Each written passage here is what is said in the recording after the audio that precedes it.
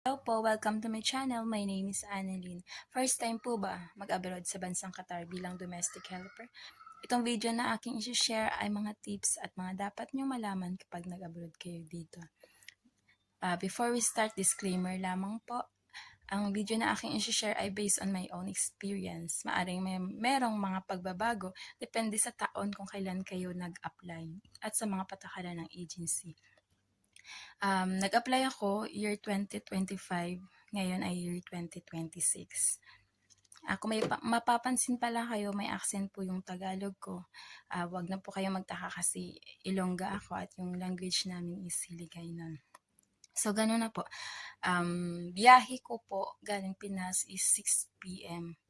Dumating kami dito sa airport ng Qatar is mga 2 a.m. or alas 2 ng madaling araw. So, pagdating namin ng airport ng Qatar, meron agad sa inyong susundo na agency nyo. Nagsundo sa amin is driver ng agency. Diretso po kami sa accommodation.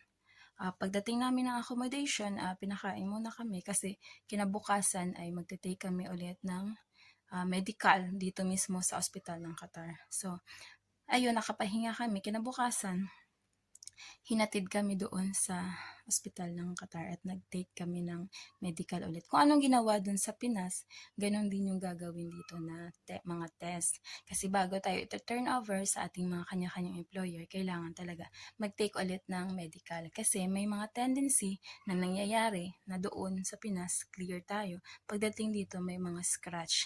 Kaya yun, kaya pagdasal talaga natin na clear doon sa Pinas, pagdating dito is clear ulit ang ating medical kasi ang mangyayari nun, ibabalik tayo ng mga employer natin sa Pinas, diretso or kaya mag-aantay tayo dito sa agency kung papayag sila kung kailan magiging clear yung ating scratch para makabalik tayo sa ating mga employer. So, pagdating ko, bali, hindi na pala ako natagalan dun sa agency namin. Unlike ng mga kasama kong iba na ilang araw pa sila bago kinuha ng employer akin. Pagkatapos ko ng medical, minessage ko sa WhatsApp yung amo ko. Pagkakahapunan ay sinundo agad ako kaya hindi ako natagalan dun sa aming agency. So pagdating dito, pasalamat naman ako at sobrang bait ng aking amo. Pagdating dito, mga 1 to 2 months or 1 to 3 months, kailangan na kayong kunan ng inyong mga ikama or QID, Qatar ID. Kasi kailangan natin kapag nagtatrabaho dito para basihan nila yun na legal tayong nagtatrabaho dito. So, kinuhanan ako mga 2 buwan ako. Kinuhanan ako ng aking employer na lalaki. Before pala, yung kumukuha ng ikama is personal ang kukuha. Pero nung dumating ako dito, maaring nag-iba siguro yung patakaran nila. Kaya kailangan talaga yung employer na lalaki yung magpo-proseso. Ayun, mga 1 or 2 weeks, dumating na yung aking ikama. At binigay naman sa akin ng aking among babae. Doon naman sa papeles, kailangan ngayon nasa inyo mga kamay yung mga papeles ninyo, hindi nasa inyong employer. Meron palang 3 months policy yung agency natin. Doon sa 3 months na yun, kailangan i-observe nyong maigi yung mga ugali ng inyong amo. Kasi kung sa 3 months na yan, may chance kayo, kung hindi nyo gusto yung mga ugali ng amo nyo or sinasaktan kayo, or nagugutom kayo, hindi sakto yung tulog nyo, maaari kayong magpabalik sa agency at maghanap ulit ng employer or kung gusto nyong umuwi. Depende sa usapan ninyo ng inyong mga agency. Mga ugali pala dito ng mga amo, napapansin ko lalo na kapag mga local Qataris ay mga silosa. Mga siloso talaga sila. Lalo na pagdating sa kanilang mga husband. So, kung ako sa inyo, mga dapat yung iwasan ng mga bagay ay iwasan niyo makipag-close o makipag-usap sa amo ninyong lalaki. Kung hindi ay mag-iiba talaga yung ugali ng inyong amo. Um, Iwasan niyo rin makipag-usap or makipag-close doon sa mga driver nila. Kasi may nangyari na maraming nangyari before na nang nakikipagrelasyon yung mga kadama sa driver. Kaya yun, maraming napauwi, deport, o kaya napakulong. Kaya kung gusto nyo magstay dito matapos ang kontrata nyo, yan ang pinakaiiwasan nyo.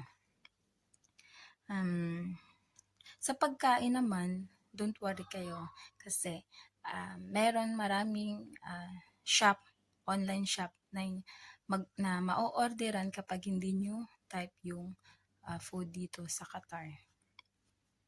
Sa mga kasama naman, sa mga kasama naman lalo't baguhan tayo, nandyan pa tayo sa state of adjustment. Kaya mag-observe muna, tsaka kailangan talaga maintindihin ka sa mga kasama mo. Kasi later on, kapag nagkasundo or na kayo ng kanya-kanyang ugali nyo, may magkakasundo din naman kayo. Depende yun sa pakikisama mo, sa pakikitungo mo.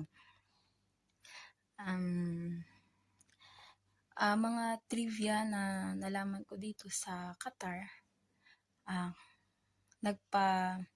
sa pagdating sa mga anak ay nagpaparamihan sila. Kaya marami talaga dito sa bansang Qatar, marami kayo sa isang bahay na mga kadama. Kami dito is 5 kami. 5 kaming kadama kasi yung anak ng amo ko is 5. Nagpaparamihan sila ng anak kasi kapag nanganak sila, may makukuha silang malaking halaga galing sa kanilang gobyerno. Yan ang maganda dito sa bansang Qatar. Unlike sa Pinas na hindi pwedeng magparami kung mahirap ang buhay. Kaya ayun, magtyaga-tyaga ka lang, lalo na pag may husband ka, magtyaga-tyaga lang tayo sa mga contraceptives. Sa sahod naman dito, alam ko magtatanong kayo sa sahod dito. Bale, nung nag-apply ako, yung sahuran is 1,460 QR. Yung kadalasang rate dito sa Qatar, kapag pinadala mo sa Pinas is nasa 16 or mahigit 16. Kaya inaabot minsan ng kulang-kulang 25k kapag 16 yung palitan.